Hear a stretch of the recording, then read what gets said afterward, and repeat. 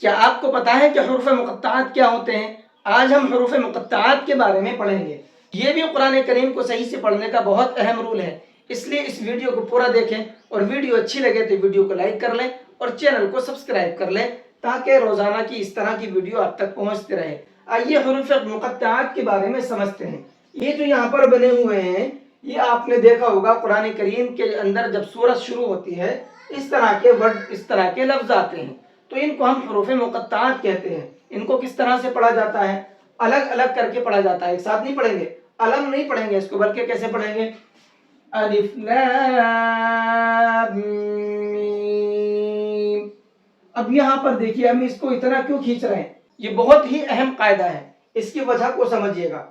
جب ہم اس کو الگ الگ پڑھیں گے، الف الگ ہو گیا، لام الگ ہو گیا، میم الگ ہو گیا۔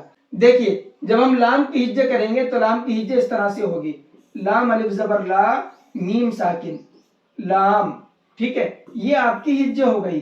اب اس کے اندر قاعدے کو سمجھیے گا۔ ہم نے کل کی ویڈیو کے اندر مد کا قاعدہ پڑھا تھا، ایک قاعدہ آیا تھا مد لازم۔ مد لازم کب بنتا ہے؟ حروف مدہ کے بعد یا تو تشدید آ جائے یا پھر جزم آ جائے تو وہاں پر مد لازم ہوتا ہے۔ اب اس لام کے اندر قاعدے کو سمجھیے گا، یہ رہا آپ کا الف مدہ، کیونکہ الف سے پہلے زبر ہے، ٹھیک، اور اس کے بعد میں یہ آ گیا آپ کا جزم جو ہم نے کل کے قاعدے میں پڑھا تھا۔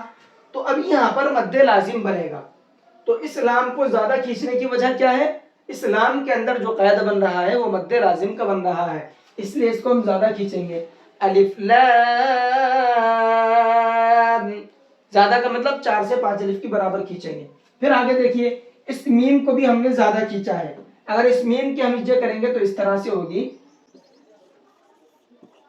میم یا زیر میم، میم ساکن میم۔ حروف مدہ ہے یا مدہ، یا سے پہلے زیر ہے تو یا مدہ ہوا، اور یا مدہ کے بعد یہ آ گیا آپ کا جزم۔ تو اب اس میم کو بھی زیادہ کھینچیں گے، لام کے اوپر بھی مد آئے گا، میم کے اوپر بھی مد آئے گا۔ اس کی وجہ کیا ہے؟ وہ یہ ہے جو میں نے آپ کو بتائی ہے۔ تو کیسے پڑھیں گے اس پورے لفظ کو؟ الف لام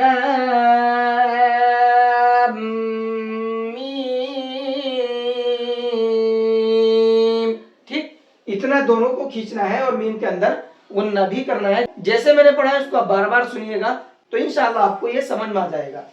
الف لام میم صاد، اتنا تو میں نے ابھی آپ کو یہ سمجھا دیا یہاں پر الف لام میم۔ اب صاد کے بارے میں سمجھ لیتے ہیں۔ صاد کی جب ہم ہجے کریں گے تو صاد کی ہجے اس طرح سے ہوگی، صاد الف زبر صا، دال ساکن صاد، یہ ہوئی اس کی ہجے۔ اب اس کے اندر مد لازم کا قاعدہ بن رہا ہے، کیوں؟ الف مدہ ہے اور الف مدہ کے بعد میں یہ جزم آ رہا ہے، اس صاد کے اوپر بھی یہ بڑا مد ہے، اسی وجہ سے ہے، اس قاعدے کی وجہ سے، تو اس کو بھی زیادہ کھینچیں گے۔ اب اس پورے ورڈ کو کیسے پڑھیں گے؟ الف لام میم صاد، ٹھیک۔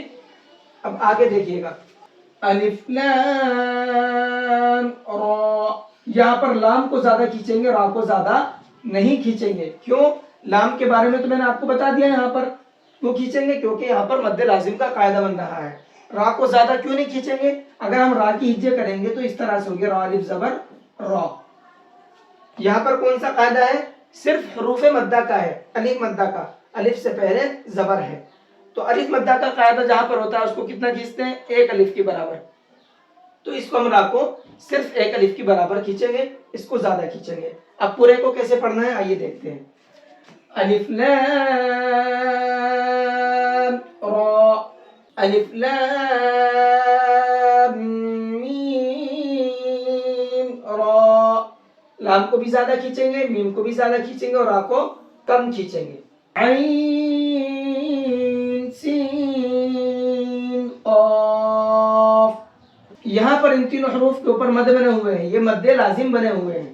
قاعدہ وہی ہے، اگر ہم تینوں حرفوں کی ہجے کریں گے تو تینوں کے اندر مد لازم کا قاعدہ بنے گا، اس لیے عین کو بھی زیادہ کھینچیں گے 4 سے 5 الف کے برابر، سین کو بھی زیادہ کھینچیں گے 4 سے 5 الف کے برابر، اور قاف کو بھی زیادہ کھینچیں گے۔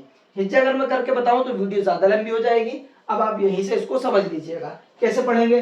عین سین قاف، ٹھیک۔ اب آگے دیکھیے، حامیم